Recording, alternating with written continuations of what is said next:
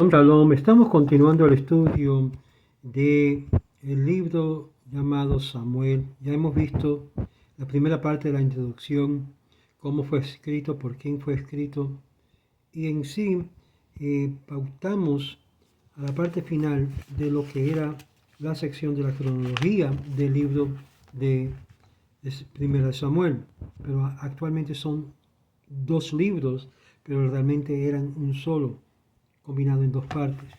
Vamos a ver que en sí el santo arca que estaba en Filistea estaba ahí 7 meses después de la muerte de Elí. Después de 20 años en Kiriat Jeradim, cuando David lo removió a Jerusalén, y David reinó por 7 años en Hebrón. Esto deja 13 años para Samuel y 2 de la cual comparta con el rey Saúl, que reinó 4 meses después de la muerte de Samuel.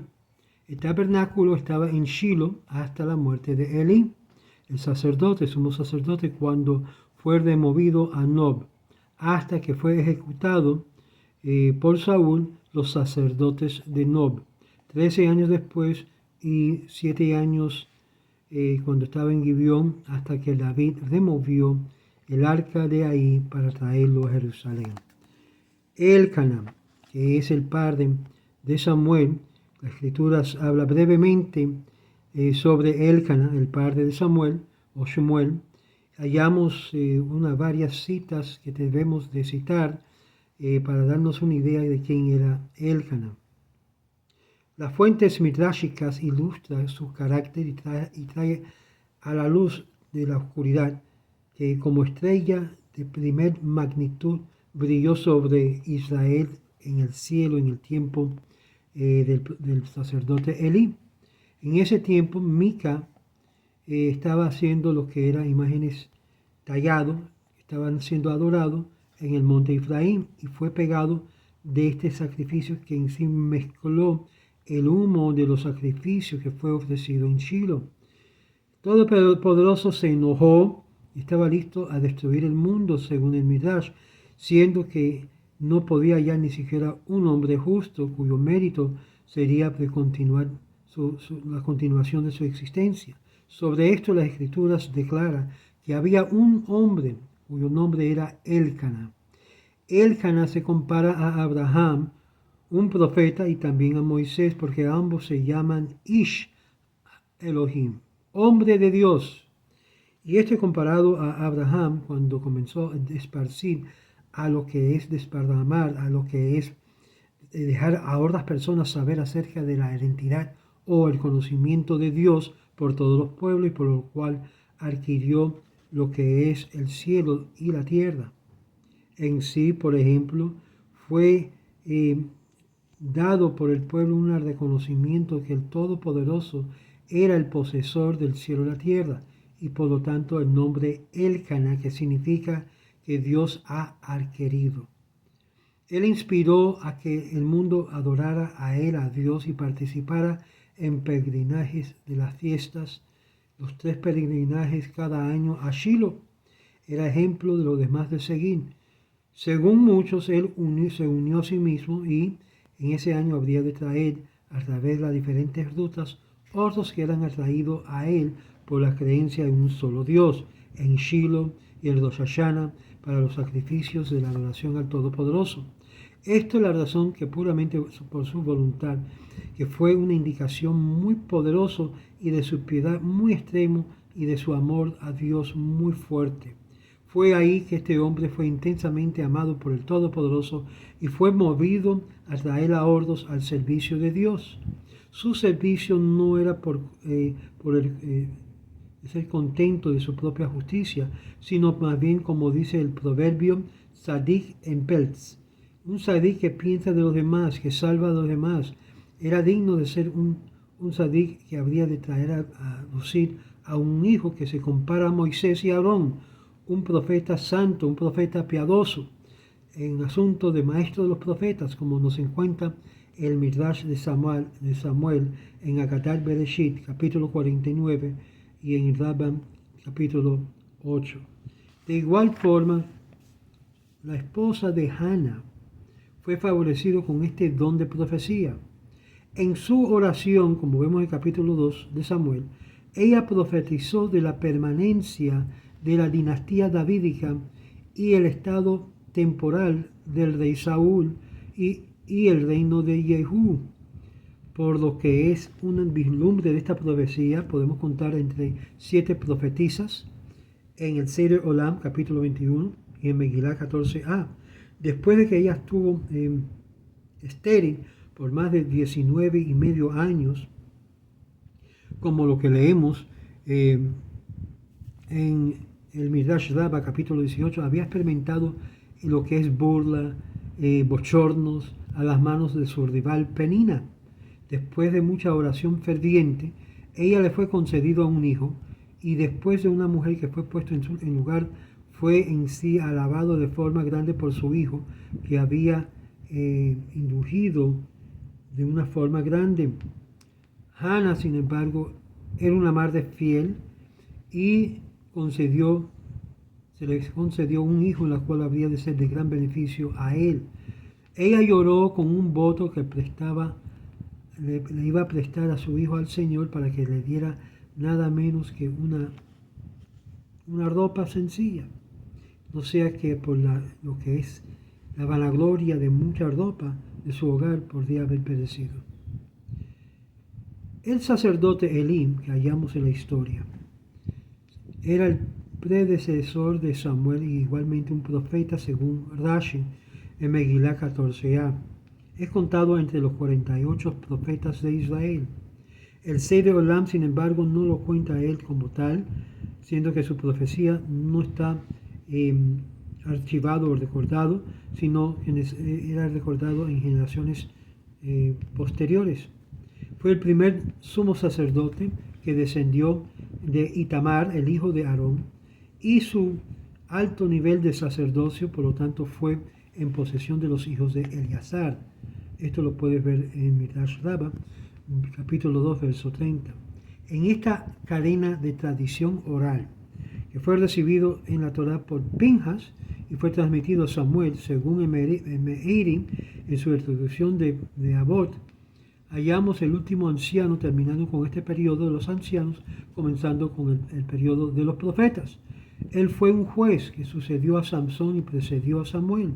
Fue de un nivel muy alto de piedad que es evidente, y por causa que fue aceptancia de la voluntad divina, después de escuchar de lo que es la caída de la dinastía que fue profetizado por Samuel en capítulo 3, verso 18, Él es el Señor y puede hacer lo que le es bien en su ojo. Esto es lo que yo digo a la gente. ¿Aceptas la idea y el concepto de la providencia divina? Nada se mueve sin que no sea la voluntad de Dios. Y esta es mi respuesta a muchos que son antisionistas. ¿Acaso Dios no rige en los asuntos de los hombres? ¿Acaso Dios no sabía lo que iba a ocurrir en 1948? Por eso aquellos que se rebelan contra el presente estado de Israel y tratan de traerlo abajo, están yendo en contra de la voluntad de Dios y se encuentran como enemigos y rebeldes de la Torá. Aquí hallamos lo que fue notificado sobre sus 2 hijos que había perecido y el ejército israelí que había sido ganado, azotado fuertemente, y él no reaccionó. Pero cuando escucharon que el arca santo fue capturado por los filistinos, hubo asombro y gran temor que había caído a todos aquellos. Capítulo 4, verso 18. De forma sin interés ninguno, el maestro devoto que fue entrenado, Samuel, lo preparó para su papel como profeta y juez en Israel. Saúl, siendo que muchos habían tenido la impresión que Saúl era un villano, un enemigo, que sus hijos con él sabían que el atributo divino de la justicia del mundo había de pegarle a él, concerniente lo que es dicho: ya tú no serás y no vendrás a nosotros a la batalla. Segundo Samuel capítulo 21, verso 17. En todo esto es al respecto. Saúl es dibujado como superior a David. Sin embargo, en otros aspectos, David es retratado como siendo superior que Saúl. Y esto lo vemos también en el Midrash del Salmo 27. Cuando Samuel vino a ungir a David, los ángeles ministeriales trajo cargos ante el Santísimo, bendito sea Él, diciendo: Señor del universo, ¿por qué tomas el reino de Saúl y se lo da a David? ¿Por qué? Y Él le dijo a ellos: para mostrarte la diferencia entre Saúl y David. Saúl fue y inquirió al Urim Tumim. Cuando él vio los filistinos, dijo a los sacerdotes: retraen sus manos. 1 Samuel capítulo 14, verso 19. Y él no terminó el asunto, sino es declarado, y mientras que Saúl estaba todavía hablando con el sacerdote, pero David en ese tiempo, los filistinos vinieron sobre él en el valle de Refaim. En ese momento comenzó a inquirir en el Urim y Tumim, y los filisteos o filistinos continuaron a ascender y esparramaron por todo el valle de Refaim. Y David inquirió de nuevo al del Señor. 2 Samuel capítulo 5, verso 22 al 23, y Midrash Salmo 27. Por lo tanto, vemos que Saúl era superior a David en muchas maneras, pero David y su fe implícita en el Todopoderoso mostró el peligro que era superior que la de Saúl. Podemos aguantar y demorarnos en habitar en este tema un poquito por causa de este carácter que es un poquito humillado por los jueces y los gigantescos de nuestro pueblo en un sentido de un estatuto espiritual no tan elevado para nosotros, y que podemos ver que inmediatamente en minutos lo que es los fallos es magnificado por la Escritura en relación a lo que se esperaba de ellos. Sin embargo, hallamos que Dios voluntariamente discuta a David en 2 Samuel, que trata con David como rey. Y aquí hallamos lo que es la grandeza de David. El Todopoderoso nos perdona por la falta de impresión que cualquiera puede reunir de este volumen.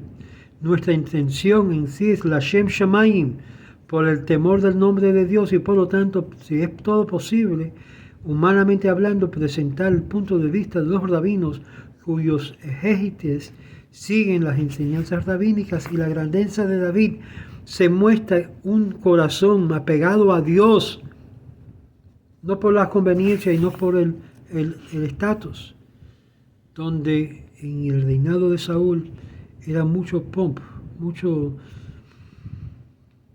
aristocracia. David era sencillo, un hombre sencillo y al punto, y al corazón del pueblo y al corazón de Dios. En esto vamos a ver las grandes distinciones cuando iniciamos este estudio de 1 Samuel y 2 Samuel. Manténgase conectado con nosotros y ven y estudie con nosotros a través de los caminos de Israel. Shalom.